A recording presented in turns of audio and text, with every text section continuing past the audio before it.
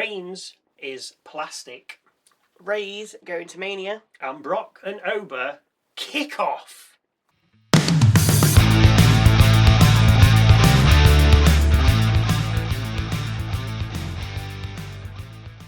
Hello! If you have a wrestling channel, apparently you have to shout.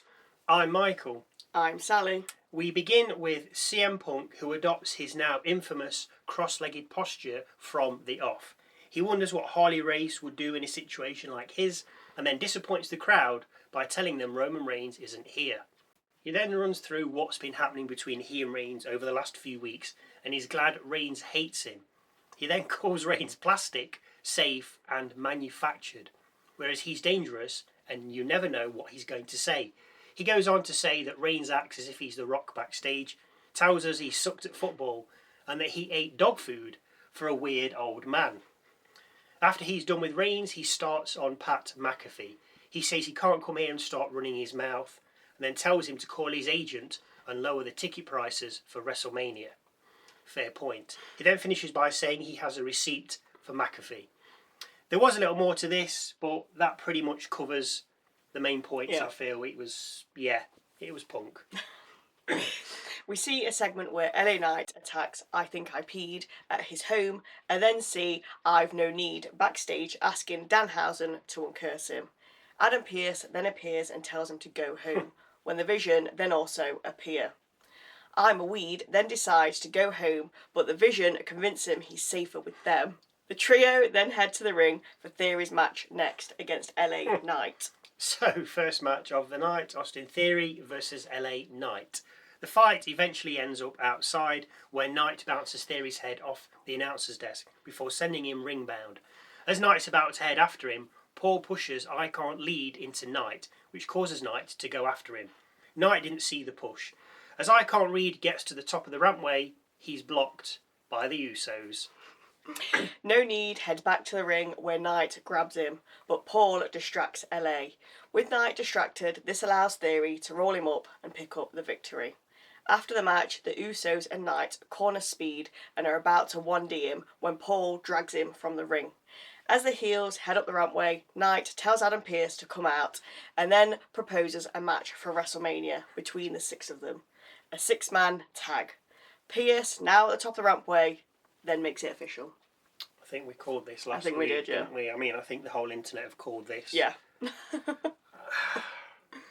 I mean, I'd get the Usos against the Vision. I'd get the Usos and LA Knight against the Vision and one other. Yeah. But it's just to bring people to watch it, innit? With having Speed there. I mean, I don't even know who the fella is. No. But I know he shouts a lot. I don't know what he does. No, if anybody can let me know. Some In fact, I'm not even bothered. Gaming? I don't care what he does. I'm not interested. Michael Cole then tells us he's disappointed with Pat McAfee before we watch a rerun of what happened on SmackDown. If you're not sure what happened, go and check out our SmackDown video.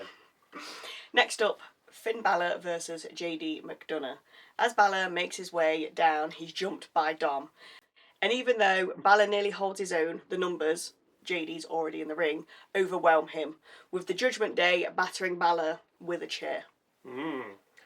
We have a sit-down interview, well we don't, between Michael Cole and AJ Lee next, with Cole asking her how she feels. As she's about to enter, in walks Becky Lynch, with Cole then making a sharp exit. Lynch says WrestleMania is her home, with Lee saying Lynch made history, but not without her. She shattered the glass ceilings, and the fans never forgot her.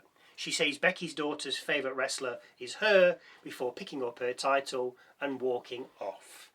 Very good. Yeah. Up next, Bayley versus Lash Legend. And yes, Lyra and Jax are at ringside. I wonder what's going to happen here. A backbreaker nets Lash 2 with a clothesline doing the same.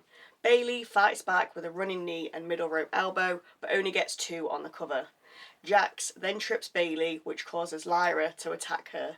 This then brings out Bliss and Flair, who also attack Jax. The in-ring stars then climb the turnbuckle, with Lash looking for a superplex, but Lyra grabs her foot as the move is being performed, allowing Bayley to counter the move and land on Legend. Bayley then covers Lash and picks up the victory. I did think there'd be more interference in this. I thought there'd be a lot more interference. But it finished. Yeah. Clean. That was it. Kinda. Yeah. Cold tells us of an upcoming documentary about Hulk Hogan on Netflix, with us then heading to the ring to hear from Seth freaking Rollins. After the crowd sing to him, he tells us he's back. He says there's no personal history between he and Gunther, and the only reason he can think that Gunther came for him is because he thinks he's entered into some kind of business relationship with Heyman, which I think we kind of alluded to last week. Seth wants to win the title back. He never lost, true, and then kill the Vision. Seth goes on with the camera getting super close to his face, so you know something's going to happen. Of course it is.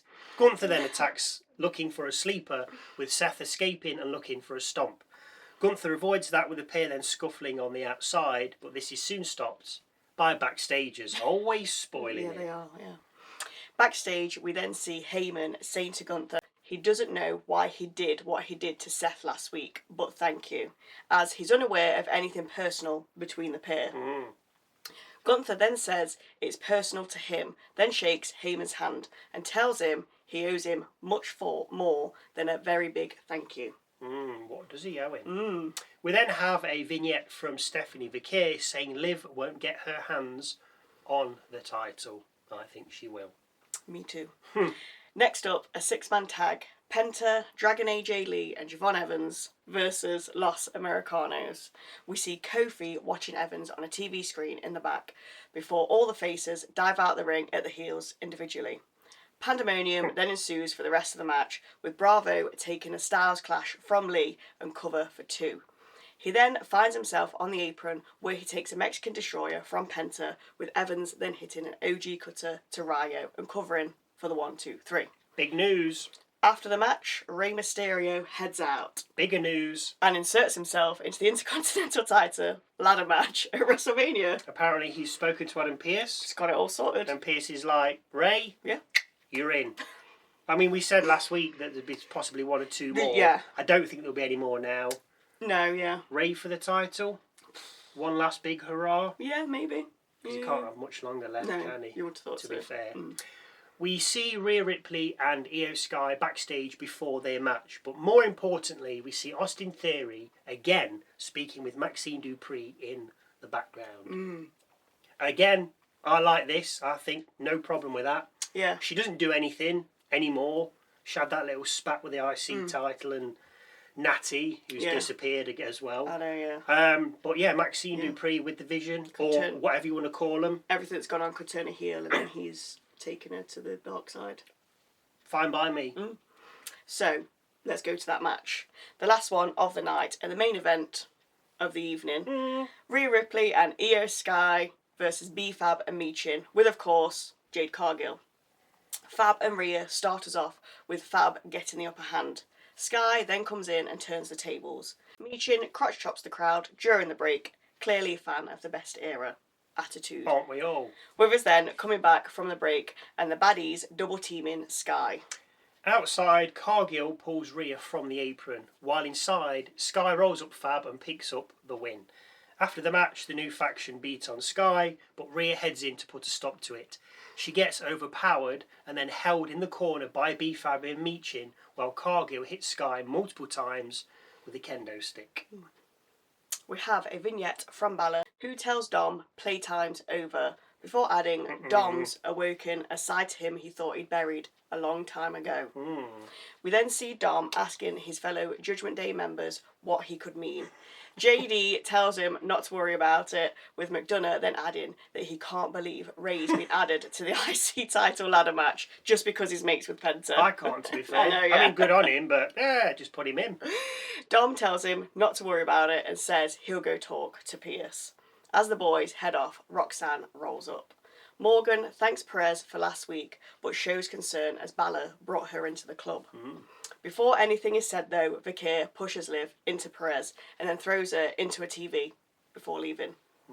Busted a TV there, didn't it? Wasted. So, to the last segment of the night, a contract signing between Brock Lesnar and Oba Femi. Triple H and Adam Pearce head to the ring before Paul Heyman introduces Brock Lesnar. As Lesnar heads out, the credits roll, but luckily for us, we get to see what actually happens. Once Brock is in the ring and with 3 minutes left, Pearce introduces Oba. You better roll it up, boys. As Oba gets on the apron, Lesnar attacks, with of course all hell then breaking loose. The pair are separated, but then get back at it, and then separated again. They throw a chair at one another, with Raw then going off the air with nothing signed. Well done, guys. Maybe we should have opened with this. Yeah, so we had a bit of time. And then, like, get a signing, but... Yeah, I mean... Yeah, I mean, I'm still excited for their match. Yeah, of course, no doubt. I mean, how this is going to get dealt with, I don't know. I mean, Triple H is going to have to don his ref gear or something and get in between them and be like, right, you better sign this, or you're going back to NXT, and I'm sacking you, Brock. No, he wouldn't do that, obviously, but I don't know. Anyway, so now for Michael's moment of the night. This could be a match, a line, a look, a promo, something funny, interesting, quirky, different, just something that catches my eye. Obviously, it has to wait until the end because if it's halfway through, and it's something that happens at the end, it's kind of a spoiler. Yeah. So, my moment of the night is Gunther telling Heyman he owes him more than a thank you. But what does he owe him? Now, you think you have an idea, don't you? Now, I mean, I've heard it. I was like, okay, fine, I didn't think of this, but take it away. Yeah, so I'm thinking, obviously, Paul Heyman owes him something. Gunther likes to end careers, so he's going to end Paul Heyman's career. Yes, he'll swindle a match against Brock Lesnar to end his career sometime this year. Oof. And Heyman can't say no because he owes him. Because he owes him. Yeah, I mean, I like that, to be fair. If you want to agree with that, that's fine. Or disagree, that's also fine. But I can't see Brock going out on 2 back-to-back losses, because I don't think he'll beat Femi at Mania. He shouldn't. And if they take... And Brock's obviously the next biggest thing coming along then is SummerSlam. Yeah. So you're telling me that Brock's going to lose at SummerSlam? Surely they can't eat Brock out till next WrestleMania. Oh, no, that's far too long. Yeah. But if Brock goes out at SummerSlam, he's gone out on 2 back-to-back losses. I don't know. I'm not saying... Obviously, there's a few pay-per-views or PLEs in between, but they're not as big as... Yeah. SummerSlam and Mania. Yeah. But he could just have a little match in between and just against someone... A jobber, just like Kit Wilson or something. A jobber. So he has a win, do you know what I mean? In between something silly. Yeah, maybe. I mean, I don't know. Anyway, now, if you wish to disagree or agree or have any thoughts or views that you'd like to share with us or Sally, then please feel free to leave them in the comments section down below. Don't forget to check out our music video with thoughts and opinions on the last week of WWE. A new one drops every... Wednesday. Nice. Thank you so much for watching. We really do appreciate it. And we'll see you Wednesday, all being well, for a look at this past week in WWE, and Saturday when we take a look at SmackDown. Well done.